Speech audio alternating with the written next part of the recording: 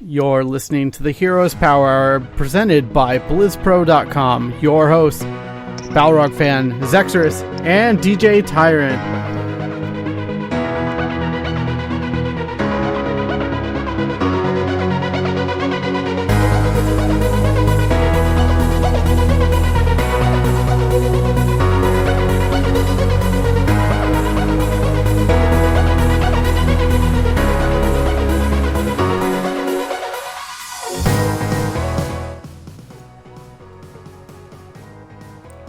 Welcome everyone to the Heroes Power. This is episode 83 of the Heroes Power, your Heroes of the Storm podcast brought to you by BlizzPro.com.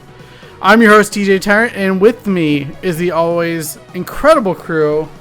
We're going to go right below me. Balrog fan, how are you doing, man? How has your week in gaming been? I know you had some time off, so how's that? Yeah, I'm still in the middle of my 9 days off. It's going great. I'm playing a lot of Heroes and a lot of Warcraft. Got a lot of Heroes to level 10 over the past week. Played some more with Willie today. Carl as well. Digi hopped in. We had a lot of fun. And I got 3 legendaries in Warcraft, if you hadn't heard that. Some people still don't have one. I know. Someday the catch-up mechanic will be kind to me. Don't rely on the catch-up mechanic. It'll give you Cephas' secret. Jeez. Anyways, Zex, how are you, my friend? You've been playing a lot of Heroes as well. Yep, still doing the Master All Hero Challenge. I have been suffering from a bit of ADHD on that task. Only managed to get Morales to 10, but in the process, I discovered a love of Kerrigan with Quick Cast. And yeah, that's been a lot of fun. Oh yeah, to be honest. So for sure. Carl or P Flame G, how are you doing? I've been playing Pokemon Sun. Not super far, but I have been playing it. I'm good. Nerd. Yes. I was president of my high school's Pokemon club. There you go. There's your trivia fact for Is the that Power where Hour. that came from?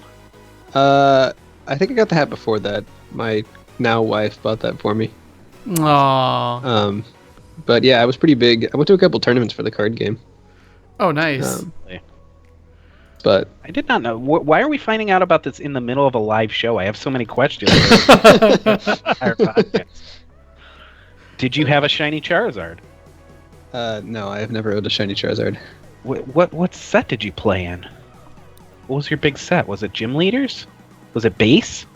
No, I played right around when EX's. I played a Darkrai deck, Darkrai Hydreigon. It was based around free retreat costs and building up a really fast Darkrai that could wreck them. All right, me and Carl are going to go ahead and log off. Welcome to the Pokemon TCG Power Hour. No, we're going to log off and load up Lackey and play some Pokemon TCG now. So That's you guys so have a good show. But as for myself, been playing just a bunch of quick match, having fun there, and got my Sylvanas to level 10. So I think it's my 7th hero at level 10. So I'm plugging along there. I have a lot of heroes kind of at that 9 spot where you hit 9, then you look at how much XP there is left, and you're like, yeah, no, I don't want to do that right now. But yeah, we'll be talking a bit more about some stuff that might be able to help you on your road to level 10s. Zex taught me to power through that. It used to be so daunting. Now I look at it as like this kind of incremental gain that's just, it doesn't take that long. And you get to really know. I mean, when you start playing a character on level 9, that's when you really start to get to know them. Mm-hmm. Like 1 through 8 goes by so quick, you can do that with anybody. Oh yeah, I mean, how many hours would you say or games do you think it's about from 9 to 10? You should. I mean, if you have a stim pack, anywhere between 20 and 30 sounds about right. yeah, that sounds about right. And if you that's not too bad. Yeah, without a stim pack, probably in the 35 to 40 range. It definitely. By the time I've gotten these heroes to 10, I felt like I've known them a lot more. Like suddenly, I used to be really bad with Malfurion. Now I feel like my Malfurion is competent. Mm-hmm. Yeah, no, it's definitely grown in the time we've played during this little challenge. And doesn't hurt that he's in a good spot. Yeah, No, yeah. it The doesn't. fact that he's very strong in this meta also helps. Roots are fun. Yeah, Yeah, they really are, doesn't it? It doesn't feel good when you root someone and blow them up. I love rooting like 3 people. I'm proud of you that one game, son. Just know I'm proud of you. Thanks, Dad. You're That welcome. was still a bad drink. Shut up. Oh my goodness. I'm sure we could talk all day about these games, but let's move on a little bit to news. It's a little light in news this week, but we did get a full week to kind of feel out Varian.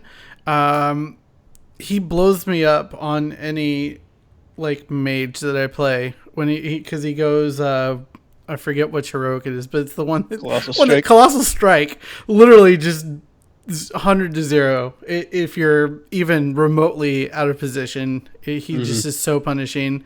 I think he's in a pretty good spot hot slogs wise. He's a little below the 50% win rate, but I think that's okay for how complex of a hero Varian is. I want to hear your guys' thoughts. Charlie, you've been playing a lot lately, so have you seen Varian a lot? I've seen him a lot. I don't seem to have a lot of problems with him. I think he's a great hero. Digi kind of broke him open a little bit just playing him as a hero, and he's kind of come to the conclusion that Jaina's a great counter for Varian, and I really agree. Those slows, and it really kind of like it hinders what he's trying to do. I find I have an easier time dealing with him with someone like Brightwing as well. Like being able to polymorph him out when he commits to his positioning is it's pretty detrimental for what he tries to do as well. I'm happy to see this hero. I love the idea of multi-class heroes. I think we need more of them. I think some characters need to be classified as multi-class already that aren't. I think Charism's one of them, especially now with Tassadar. it works. Tassadar, I feel like. Tassadar. Sarand. I don't. Those aren't the same as Varian. No, They are like halfway heroes, but like Varian has 3 distinct play styles, and Tassadar always plays like Tassadar. This is true. Yeah. I mean, I just think classifying them as multi-class and whether or not they all play like Varian is 2 different things. I think Tyrande, Tassadar, Sonya, stuff like that could be fixed with like interstage classifications like Bruiser, or like some sort of differentiation between like a full support and off support. Charism, you could make an argument for multi-class. Yeah, his Iron Fist is really good. We came up against it earlier, and he was right in the thick of things as far as damage, and he still healed for 35k. He was chasing people down. He's very strong now. I'm scared of a good one on Iron Fist. Willie's probably played Varian more than any of us. Yeah, I Willie, think so. You add on him. Yeah, I do like where Varian's at. I am very interested. Like I sent a tweet to Browder about this, where I would like to see the win rates between the 3 play styles, just to kind of see. I mean, we know his overall, a generic idea of where his overall win rates at, but like I'm curious as to breakdown between that. What's the more successful build? Can't you see that in hot slogs, kind of? I mean, you break it down by the heroics, at least. I mean, know that's not exactly but what you're looking for, but it's something. Yeah, but his assassin twin blades needs a lot of babysitting. Like Charlie said, you should probably have someone with a cleanse. Yeah, with them, because the slows, the roots, stunning him, polymorphing him, it's gonna mess him up, and he's gonna get punished really hard for it. Colossus Strike is a really, really great way to just catch somebody out of position and just obliterate them. Yeah. And it's either in the front or in the, it's great for frontlining or backlining, because he still retains some of his health, a good chunk of his health pool, and he gets that, additional damage. And again, Warbringer needs a nerf. Like, he will just straight up drop somebody in a hurry. Mm-hmm. Yeah. I'm seeing some gross synergy lockdown comps between him, Alaric, and Zarya. We ran into that earlier, where it was like, I was just getting ult and someone was blown up. They were I was just getting pinballed. It was ridiculous. Almost felt like you needed 2 cleanses. Yeah. let's see, but like taunt is incredibly effective in sometimes the weirdest ways.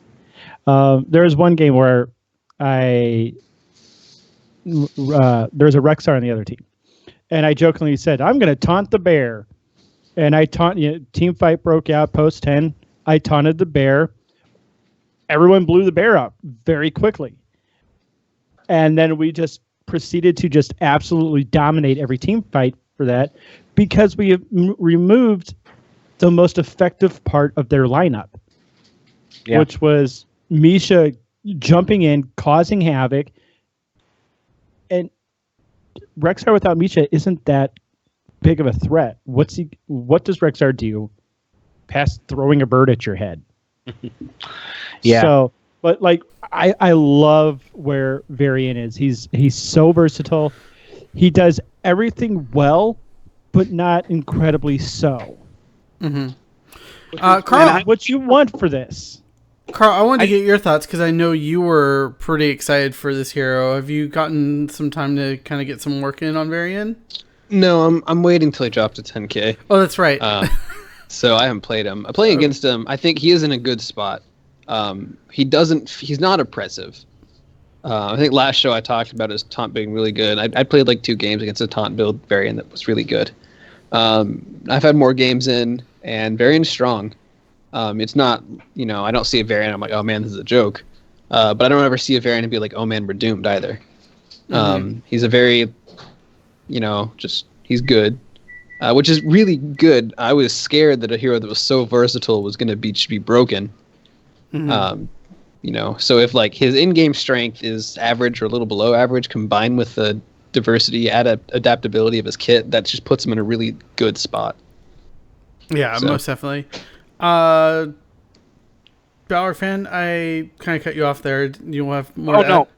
Yeah, I just wanted to throw one last thing in there. Last week I was really kind of high on the thought that you couldn't like prepare for Varian in draft. You didn't know what he was going to do. I'm a little bit surprised to see that no matter which build they go, you're still kind of getting Varian all 3 ways.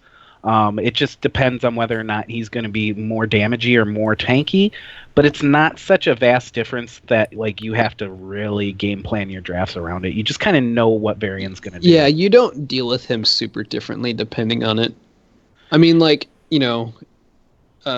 invulnerability is much better against like a Colossus Strike Varian than a Taunt Varian, but right. It's not. I guess I didn't realize how little escapes he was going to have too. Mm-hmm. Yeah, he has very little. Well, no escape, really.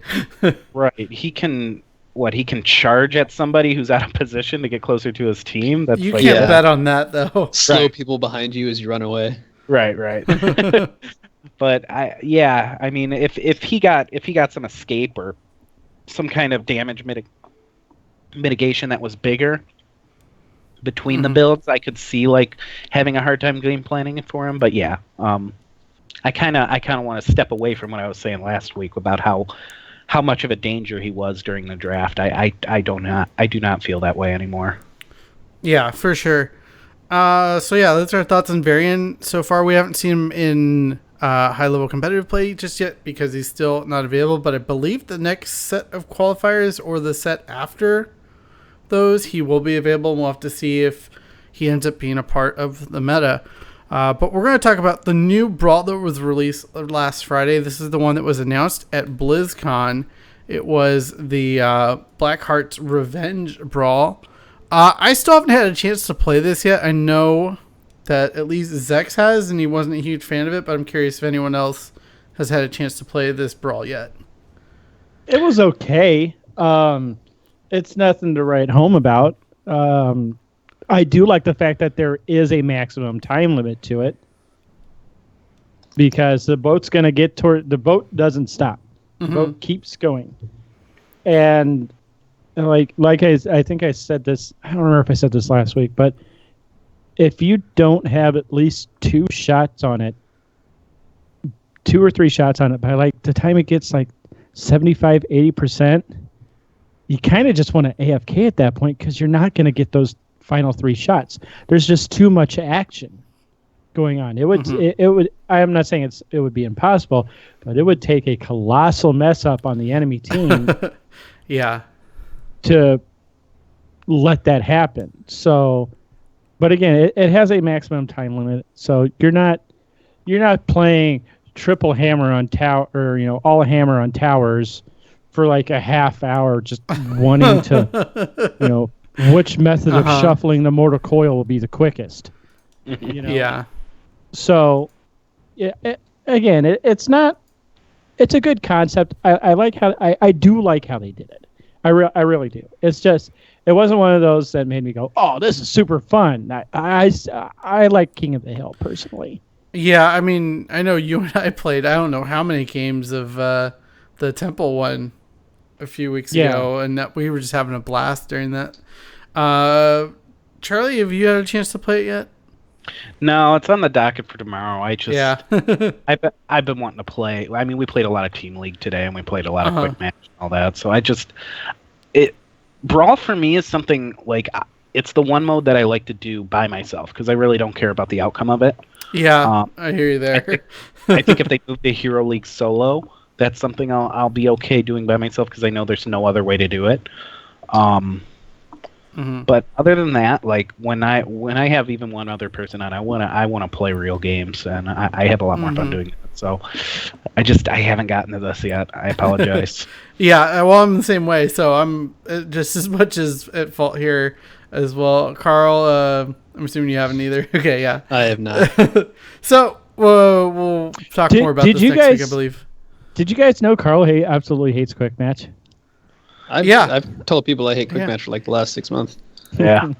It's a recurring theme on this show. Is Carl's disdain for a quick match. But a little bit more on kind of what we talked about last week was the Nexus Challenge came out right before we went live. And has anyone had any like cool stories, like just of anyone that you didn't think would play Heroes is hopping on Heroes and asking to play with you or something like that? Or I know on my friends list I talked about this. Just my friends list has been full of people playing Heroes because of the Nexus Challenge. Yeah. No, actually today I didn't know he played. Apparently he'd been playing on and off. He's around 500 matches. He used to play big back in the Murky Day, but he came back for this Nexus Challenge thing. A friend of mine from the fighting game community, Zex knows him too, Mad King. And we played a bunch of games before the show tonight, and it was a good time. I think he'll stick around and actually keep playing games with us. I can't say that for sure, but he seemed to enjoy himself. So yeah, I mean, I'm all for bringing more people into games of Heroes with us. I really am just psyched about this challenge and how many people have joined in. For sure.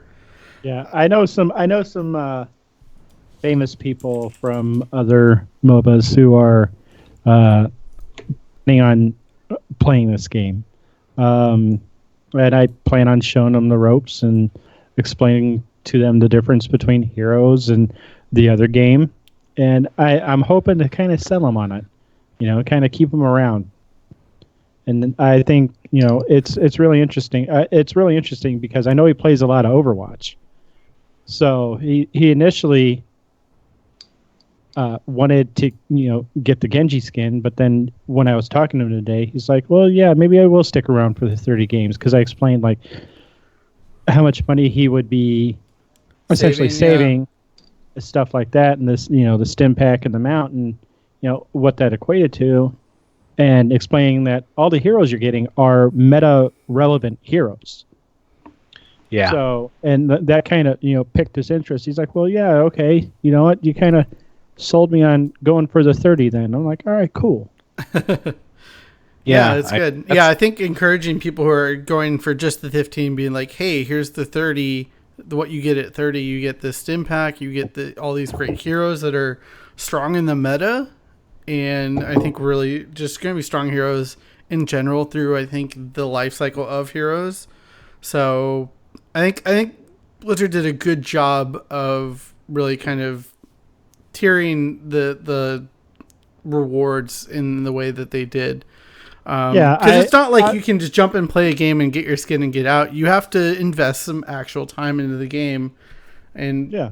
dangling that skin in front of people obviously is enough to get people to hop on in. Yeah, and again, I know I constantly harp on this, but there's got to be some level of reward for people who've already put in that level of commitment. Together. Like, it doesn't have to be gold, but like I don't know, let them choose a mount, from the shop. I don't know. There needs to be something else for the players who have already been very committed to this. Yeah, I mean, it makes me think of how horrible cable companies are. They give the best deals to new customers and not customers that are already a part. I have no idea where you're. I know that was way out of left field. I don't know. It's a slow news week, so I have some fun. Agree completely here. I just couldn't disagree more. At first, if you're a Heroes player and you're pulling in new people, that should be like cool enough. Like you're getting people interested in a game that you love that might not have played it before, and it's your chance to sell them on it. And to me, that's almost enough right there. The fact that I don't have Zarya yet because she's a relatively new hero, awesome. And at the end of the day, you get the 30-day stim pack, that's $10 value. And the hover cycle mount, which is the only way to get it, is through this. So, and if you're a Heroes player, odds are you're going to play 30 games between the start of this and the end of this in yeah. It wasn't like you were 4th. not going to. Right. So I have a hard time really asking for much more than this. Okay, I can see that. That's understandable. Also released today was the Black Friday sales, the wonderful holiday dreamed up by retailers in America.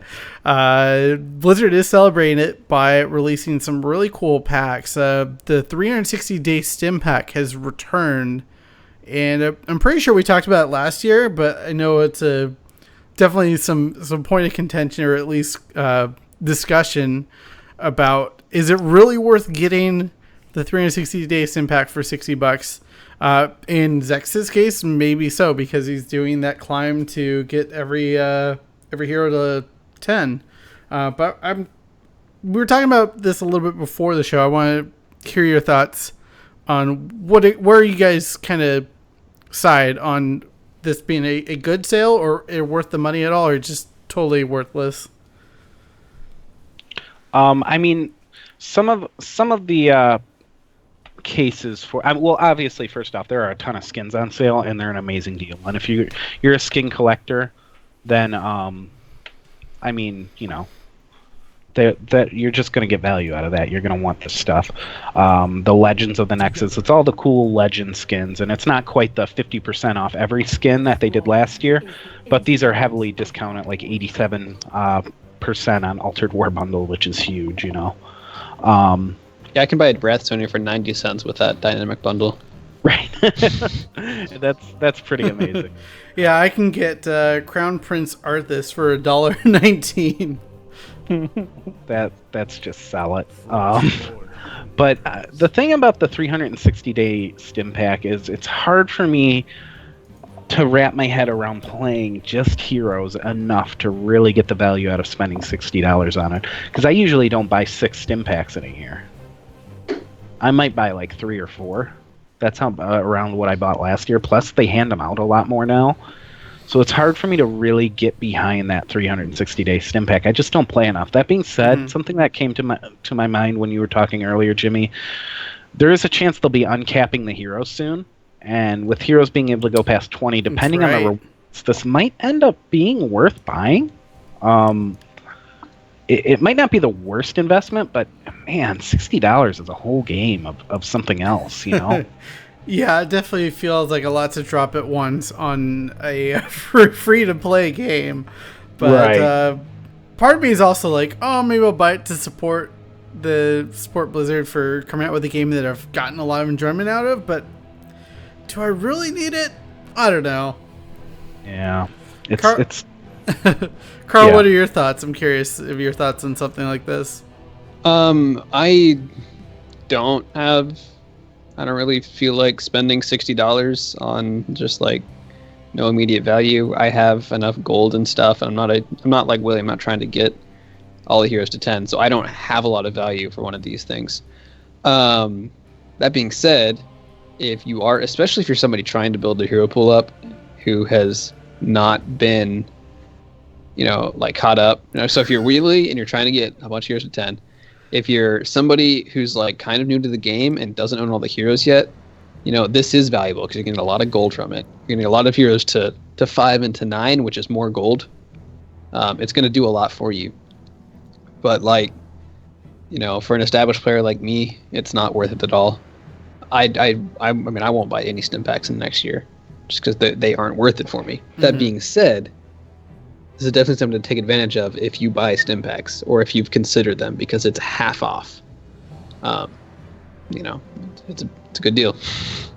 Yeah, it ends up being what, $5 a month instead of the 10 for 30 days.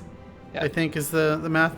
But as well, they're putting, like Charlie said, a lot of the legendary skins on sale. Asmodunk is $7.49, which is easily one of my favorite skins. I mean, I'm wearing the Asmodunk shirt right now, so one of my favorites, as well as the Infested Tychus for $7.49, which I am considering picking up. Charlie, what do you think about this skin? I know you're the big Tychus fan of the show. I mean, that's always been my go-to skin ever since. Well, I take that back. They released shirtless Tychus a little while ago, and I do like putting him on a unicorn. But Infested Tychus is beautiful. The animations on the laser are cool. He has a completely different voice pack, obviously, which sounds really cool. All of his abilities have, just that infested Zerg Swarm touch that's pretty nice. So I'm just a huge fan of this skin. If you're a Tychus fan and you like the cosmetic side of this game, it's worth buying at 50% off. I've never regretted spending full price on this skin. So there have been skins that I bought for heroes where I'm like, why did I buy that? But this one, never once. Yeah, exactly. I skipped over the small bug patch that we came out with today, it was a small thing, just some bug fixes, but I think the worst part about it is I had noticed this a few days ago, but the catapult minimap icons were colored white, so you could really distinguish if there were catapults pushing out one of your lanes. That has now been fixed or reverted or whatever Blizzard once called it, but catapult minimap icons will now appear team colored, so they're back to the way they were as far as I can tell. A little bummed about this because I thought it was a really cool addition to it. I'm wondering if this might have been a visual accessibility issue, which is the colors weren't differentiated enough or something. They're going back to the drawing board on it, or who knows. What do you guys think of that? I mean, there's still a different marker on the map, right? Are they? They're just colored. Yeah, they're colored based on the team now. Okay, I didn't see that. So if they are a different icon, that would be that's more than enough, I think. Then. Yeah, because it said they just changed it, so I don't have those in front of me, but yeah, I'm fairly certain it said, because I noticed that they look different. It's a different minimap marker than your normal minions or whatever. The thing is, it's not immediately obvious. Like a white dot stands out on your minimap. Yeah, you immediately see that's a catapult. Red dots, blue dots, not as much. The problem was, though, when two white dots came up against each other, if you're using your mini-map, you're like, who has catapults? That is true. Catapults there? So, and I just, real quick, I just want to circle back to the Black Friday sale really quick. Because there's other stuff being offered, and yes, we are Heroes of the Storm podcast, but this only takes a second. 40% off Overwatch. If you've never played Warcraft before, you can buy the entire game outside of Legion for $5, so that's pretty amazing. And all the StarCraft 2 bundles are going to be on sale as well. The newest one will be $20, and the first and second one will both be $10. So it's a pretty big, they do a good job on Black Friday, and not just with Heroes. Yeah, most definitely. And Blizzard games generally don't go on sale, so this is the one time of the year where you can catch up on some of the titles you missed, and it'll be interesting to see what everyone picks up. Yeah, actually, I still don't have Legacy of the Void, so I might snag that up at a $10 discount. The campaign's pretty good for Legacy. I really enjoyed it. So Are there any discounts on World of Warcraft? 'Cause I feel like I need to play it so I know what the hell you guys are talking about some of these days. You can get the base game and all the expansions up to the most recent one for $5. Up to, but not including.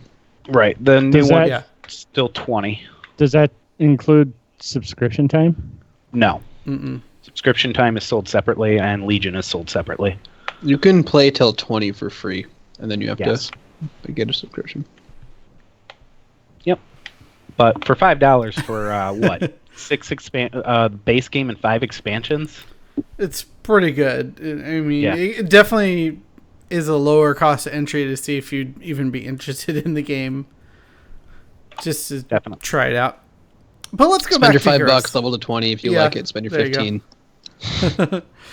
Let's go back to Heroes stuff here. There was a pretty significant blue post about some changes that came into the Nexus with the Varian patch that I don't think they detailed on the patch notes, so this is probably why we didn't talk about this last week. But it's about damage mitigation and vulnerability changes. So I wanted to hand this off to Carl to really break this down and what exactly this means for the game. It's a long post, so I would recommend checking it out if you're curious of the math and details behind it. But Carl, let us know what's going on. All right, so the first change that's actually being implemented right now. Previously, if you have a damage mitigation buff on you, like Hardened Shield, and you also have, say, you have an ability that makes you resistant for 5 seconds. It makes you take 25% reduced damage. And then Tyrande marks you, right, to take 25% increased damage.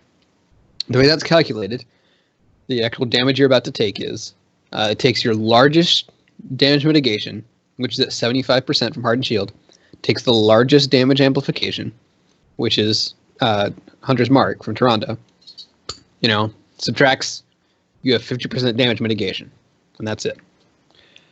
What they're changing it to is now it will add up every buff that's applied to you, subtract every debuff that's applied to you.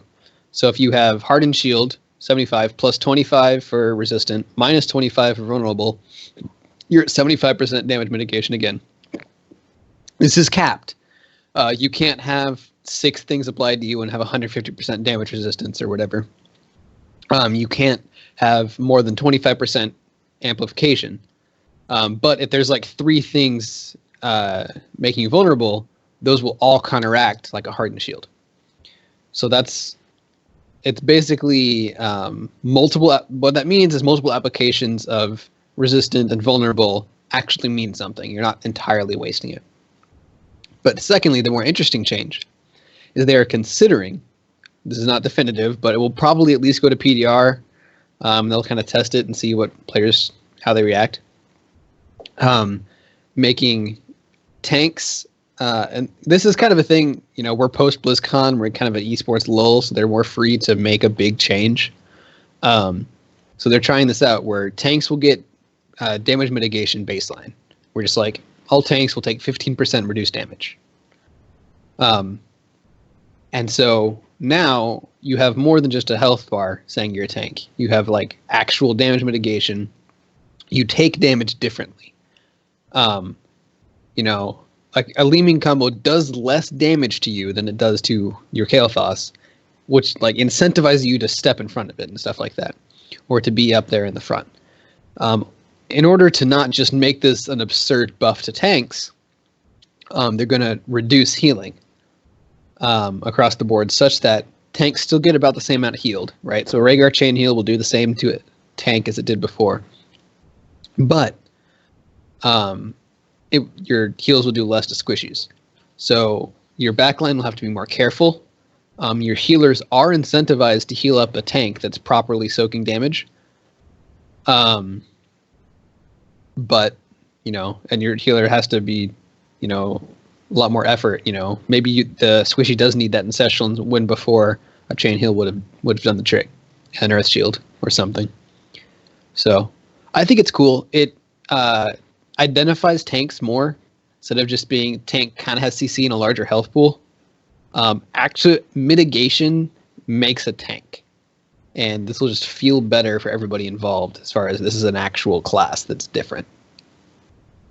I'm excited for it personally. I think they're going to have to do a lot of testing, though, because if this changes the game too drastically, like if you're a support player and suddenly your support feels completely different, it's a tough sell to your player base. Like, hey, remember how you like to play Morales? Well, she's not really valuable anymore because we're nerfing that beam into the ground to bring it baseline with what every other healer is able to do. It heals for 1 health a tick now on DPS. Have fun. Blizzard does a good job generally of getting things right, but they also have a kind of battle test it for a couple of weeks on live and see what everyone's reaction is, and I'm going to be disappointed if it's not good. Like, if this goes live, wasn't ready for live, and it makes the game way different for a little while. It's kind of scary. That's why this is all theoretical, I'm guessing. I mean, it will make the game different regardless, right? This is going to change things. I think it's going to be for the better, but we'll see if it's just too weird. Question. We survived the scaling changes. We'll survive this. So, if the across the board nerf to healing doesn't pan out as intended, do you think they'll give specialists, DPS, and other supports a healing buff, like the opposite of what tanks will get? Like they receive more healing? Yes. Whereas let's say tanks get healed at 0. Would you then add like plus 10 to whatever off class, not warrior classes would receive towards their healing in order to kind of even that out? I would probably just buff healing and nerf the tank mitigation. Okay. Yeah. It's an interesting thought overall because it could be the best thing for this game. I know a lot of like competitive players who have kind of said like the healing's a bit out of control in this game compared to other MOBAs. Certain healers can cancel the damage of 2 heroes by themselves, you know. But we're not like other MOBAs. It's true. We're a Brawl. I mean, our supports are a lot different than MOBAs.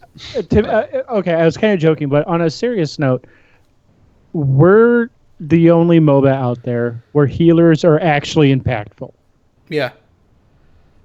You know, and I honestly, other games, you have to purchase items.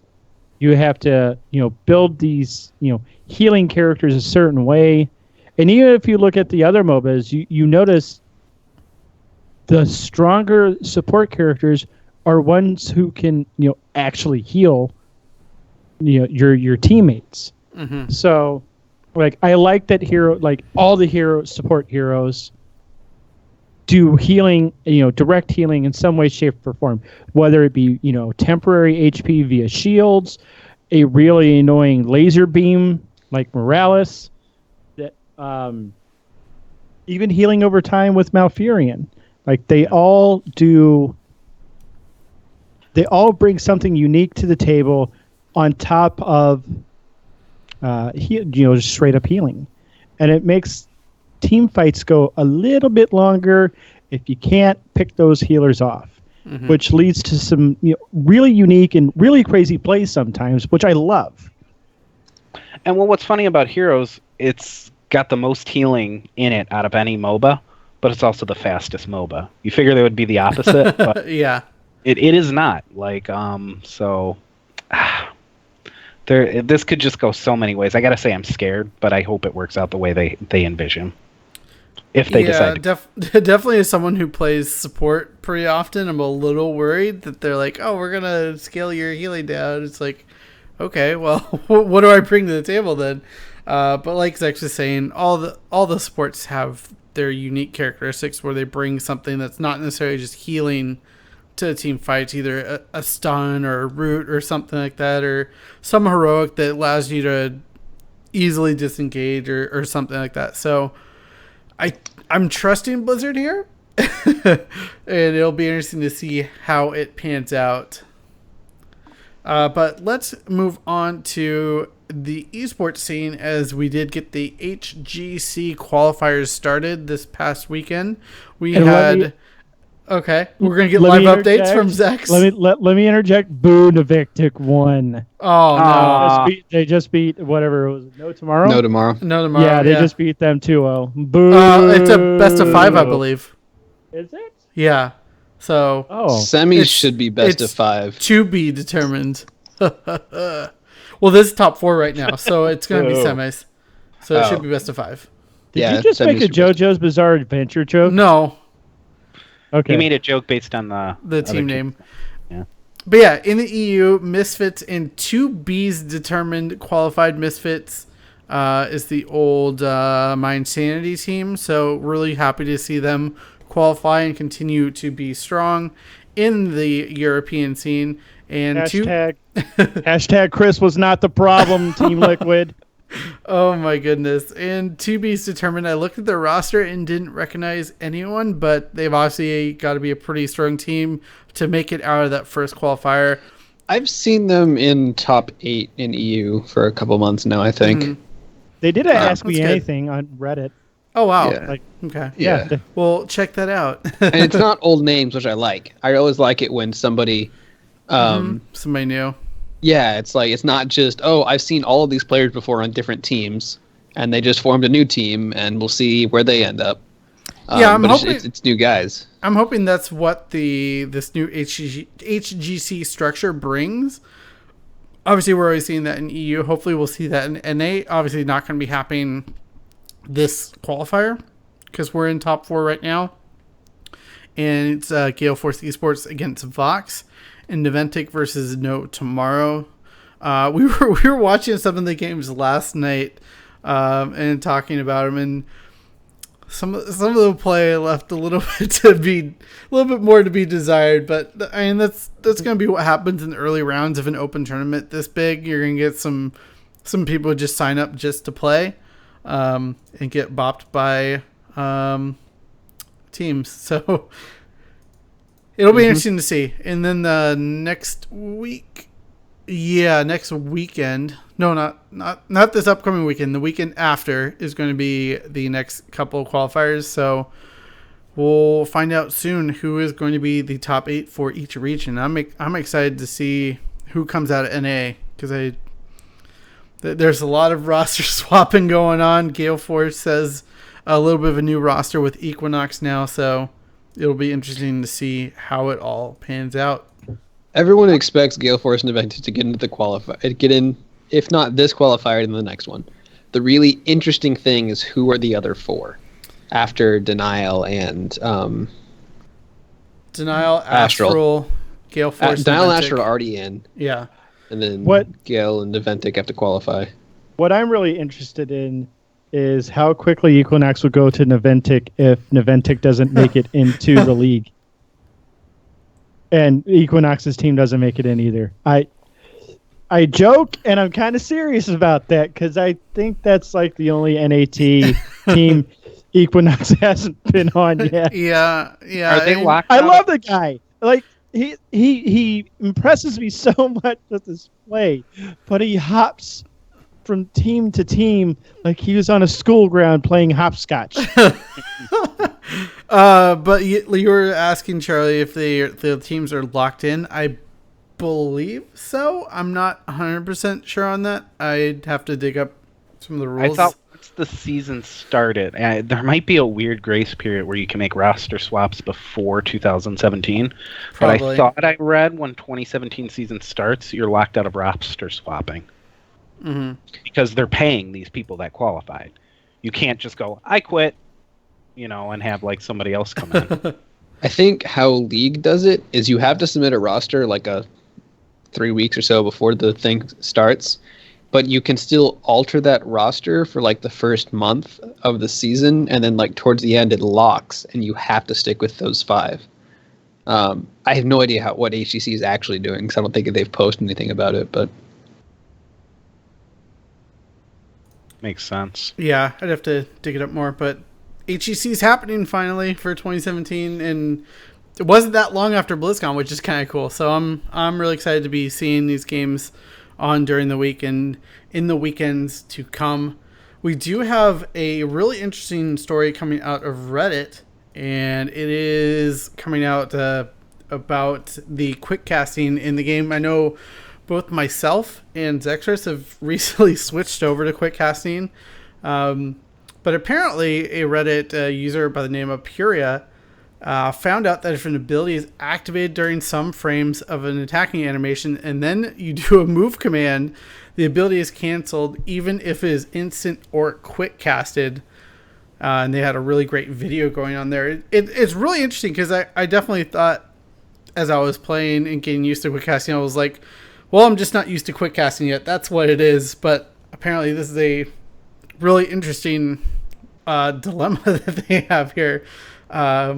So I'm curious. Well, actually, okay. The Blizzard devs did actually respond to this, and they said, thank you for posting. It's really helpful, and we're going to dive in and see what we can do to smooth it out. So they're paying attention, which is always good. Zex, how have you felt about this? I know we've talked a little bit about this. I've kind of noticed it with high mobility heroes. Not to the extent where it would make me go, hey, there's something wrong here. But oddly, it sounds like that's what everyone's been saying. That it's something that flies on the tip of your nose. Like you're kind of aware of it, but you just write it off as something else. Especially on heroes, I've been playing a lot of Carrion, so I kind of notice it happen once in a while. More so on Chen, because there would be times where I'm like, "Where's my W? Where's my why is my W not coming out? Or why didn't my E never come out? Nothing stunned me. That doesn't make sense." So it's good to hear that Blizzard's taking a look at it, and it's good to hear that I'm not crazy. So getting that confirmation is nice. Just because you were right about this doesn't mean you're not crazy. Two separate things. I'm going to kick it over to Carl because he's been playing with Quick Cast, I guess, pretty much the entirety he's been playing Heroes. So he's going to have better input than me on this. Yeah, I mean, I used Quick Cast in League, so the first thing I did when I switched to HOTS was find the button and turn it on. Yeah, I did, because when I switched to the game, I first started out using Quick Cast on release to just see what that was like. I noticed it a lot. I canceled a lot of abilities. I was using that. Kind of like what Willie was saying, on like heroes where you're kind of like stutter stepping, but with your abilities or something, like with a Sonya W or with Chen stuff, where you're like trying to use the ability and reposition a lot. You notice it. If you're playing Li Ming, we're just gonna like blink to somebody or throw out your combo and wait for it to hit somebody and do 8,000 damage. It's not as it's not as big a deal. But when you're trying to like kite with them or move forward, it pops up. And like Willie said, it's like, you occasionally you're like, I could have sworn I cast that they should be dead right now, but they have 5% health because I didn't use W. What happened there? So I think the most important part about this was not that somebody said, hey, Blizzard, my abilities sometimes cancel, because I've heard that feedback before. Somebody went frame by frame in try mode and figured out, if I use the ability in these frames, it cancels. If I use the ability we're in these fighting frames, game community now. Yes. Yeah. But that eliminates probably like 3 weeks of work for some Blizzard employees trying to bug fix this. Because they can figure out what links to that exact, what command is being issued server side right there that is being overridden by your move command. How do they fix that? They can recreate that with the code showing up there and kind of see exactly what is causing that. So that'll definitely, like you said, helps really cut down the time on the QA team there at Blizzard. Yeah. Feedback is appreciated, but specific and detailed feedback gets things changed much faster. Especially if it's something that's repeatable. Yeah. Like that is. But yeah, that's a good thing to get announced. talked about. Akuma in chat did point out that he noticed it on Nova, and I gotta imagine that's especially painful if you think you got a snipe that's coming out and it just you miss it. That's gotta hurt. When those high damage abilities that fail on this, that's pretty detrimental. Yeah. Time to learn frame data, boys. Yes. Thanks, Kuma, for that. I want to throw this to you, Charlie, though. It is our awesome strategy segment. What do we have this week for the listeners and viewers? This week on Newbie Minute with Carl. Dear Carl, I really enjoy Brawl mode. Do you think there's anything I can take away from it to use in my regular matches? Or is it just for fun? I do think I think the primary reason you should be playing Brawl mode is for fun, because that's what it is. I think, you should go into Brawl mode just kind of having a good time, figuring out, oh man, there's this new map, there's this pirate ship, what do I do here? And just enjoy it. But if you are like really trying to maximize your game time and get everything you can out of it, and there is stuff you can get. The most obvious one that I thought of immediately was just mechanics, right? Brawls are 100% team fights. Except for that hammer one, had some weird laning. But most of them are just like, all right, you're just going to run in there with your ult, and you're going to fight them. And you're going to run around and tap your well and come back and fight some more. And then you're going to die and res and fight some more. And that's it. It's just like 4 minutes of like nothing but team fights. And this game has a lot of team fights in it. So if you get a hero, you get Vala, you have 4 minutes of intensive, how do I effectively use my hero in a team fight training? So translating that into games where it's like, all right, so next time I'm playing on Sky Temple and I have to figure out how to win this fight and how to avoid the stuns that are coming out and maybe even get my enemy to take some damage from that stuff, and it's right there, you're practicing it. Now the second is the benefit that comes with any sort of random mode. It forces you to play heroes you don't usually play. I think, if you get a hero that you really love, you want to play, like, oh man, this is going to be so great in this Brawl mode, go for it. But if you just see 3 heroes that you're kind of whatever, pick the one you don't play.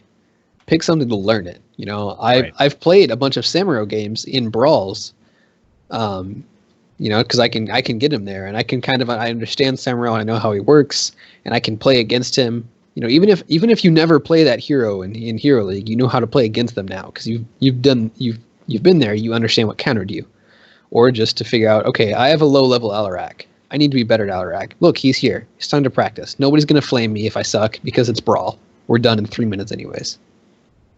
So there was my long minute. No, I totally agree. I'll just toss one more thing into that too. I think if you are used to picking one ultimate all the time, it's a good place to maybe grab a hero you have been curious about their other ultimate.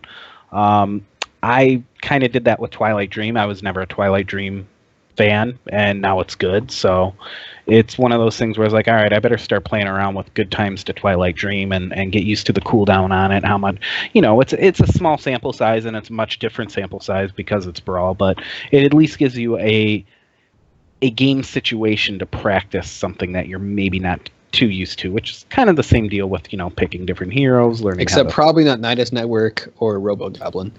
Probably a bad time to practice those. Totally disagree on Robo Goblin. Rock'em Sock'em Gazlo is a thing, and that basic attack damage against Punishers, it's pretty solid. Punishers, it is actually pretty solid against Punisher Arena. Oh, okay. So I didn't even think about that. Yeah, your mileage may vary. Okay, let's reach into the old mailbag. Oh, this one's from Zexorus. It's not even a Chen question. Let's see here.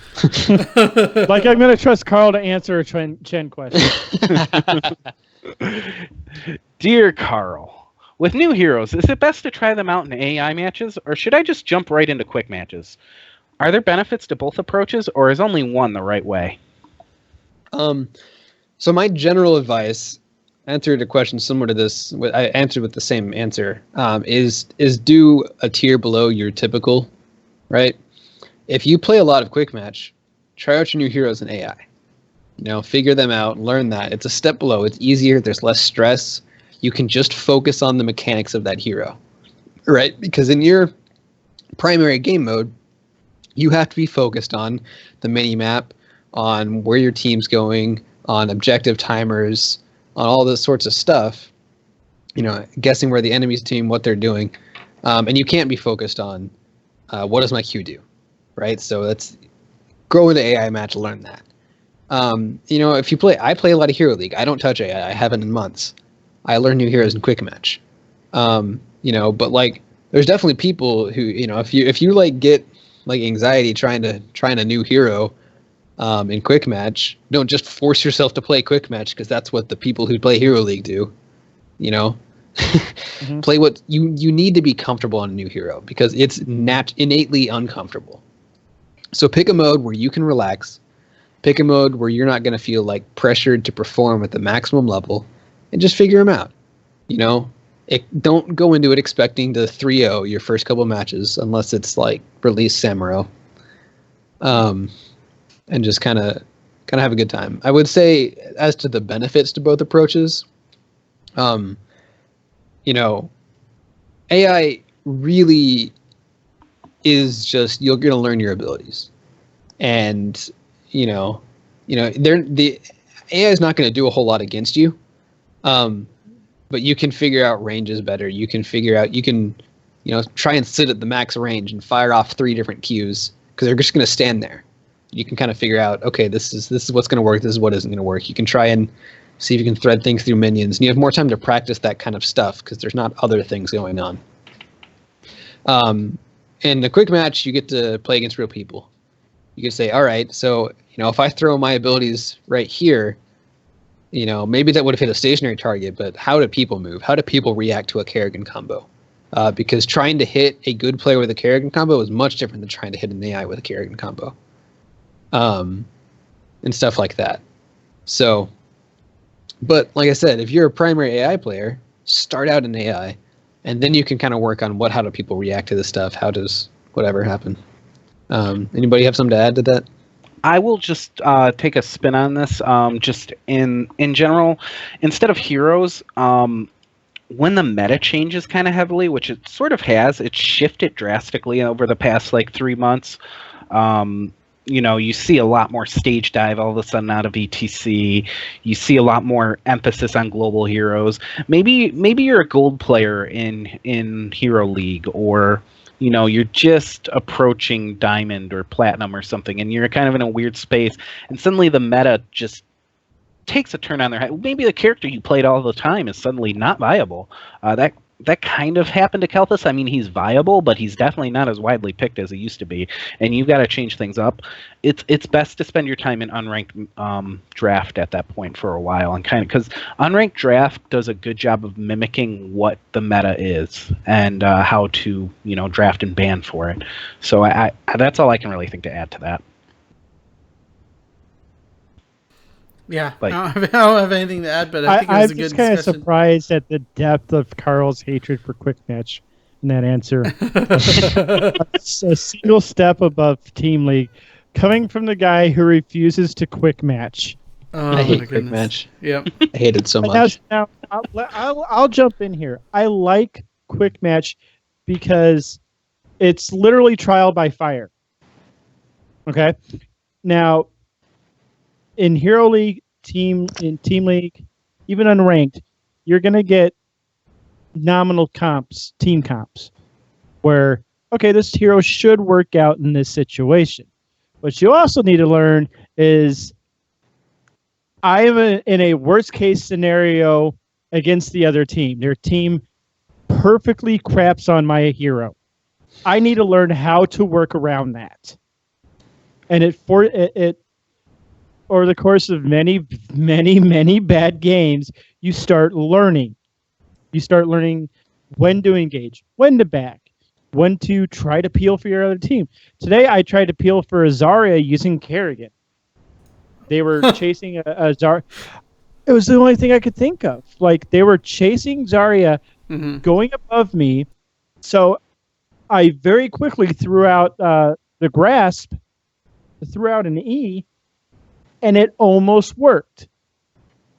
It pulled her off, but it was another Zarya, so she just fired a stupid grenade and killed our Zarya because she didn't know how to press W. But I do prefer quick match over like ranked. If you are shredding people in quick match consistently with your hero, you should be more than confident to take that hero into ranked team league games like that because you have stared into the abyss and it blinked.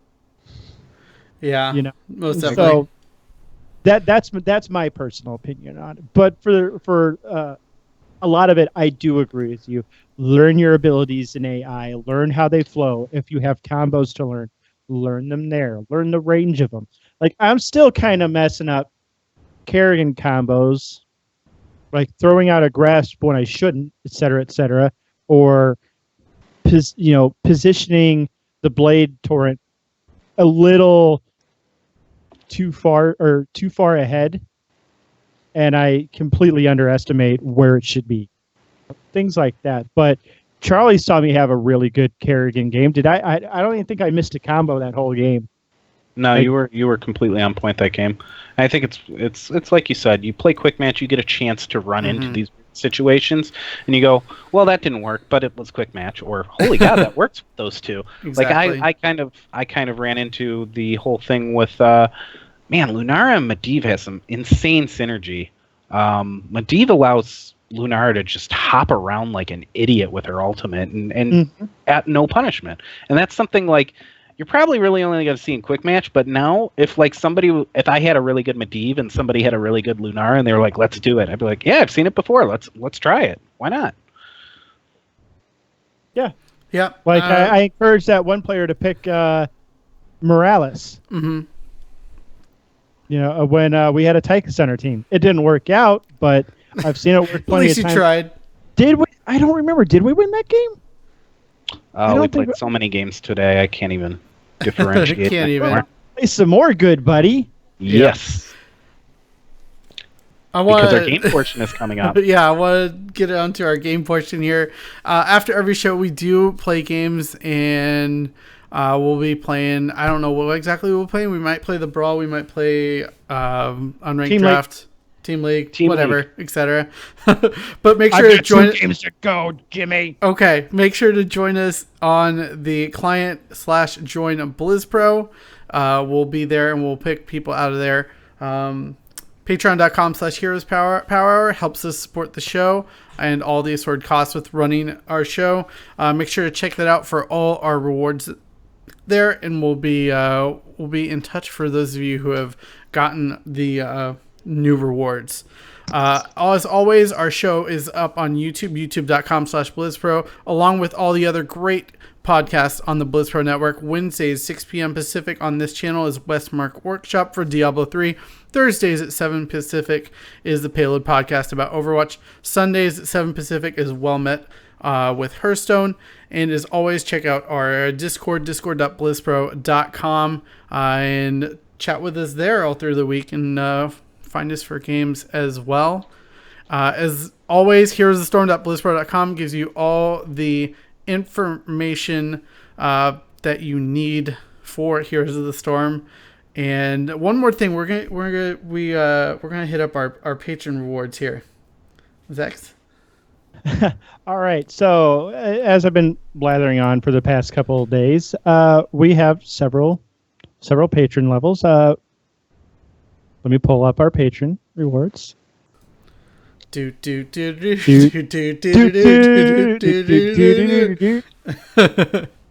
some reason, it's not wanting to load. That's okay. Oh my goodness. But yeah, thank you everyone for your support. We really appreciate it. And we are pulling up that list of all our wonderful patrons in just a moment. Dun, dun, dun. So, big shout out to JR, boss man. Yep. Donating the $25 a month for the t-shirt, and that's super cool of him. I love you. We've got me at $10. That's kind of awkward. We've got Shadow donating $5 a month, so he gets a bank pick. Also, Maria, no last name. She's donating $5 a month as well. We got Flame over there donating another $5. Can't match me. Let's see. We've got Joshua Lamb donating $1 a month. And then we've got Christy Nita donating another $1 a month. Thank you, everyone who has been donating. We love you all. We Yes, appreciate your we do. support, especially JR. I'm not saying that because I'm in any fear of my job. I promise. Oh my goodness.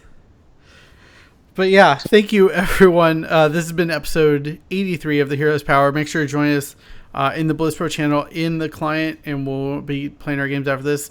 If you're listening to this on YouTube or the podcast, thank you guys so much for listening, and we'll see you in the Nexus.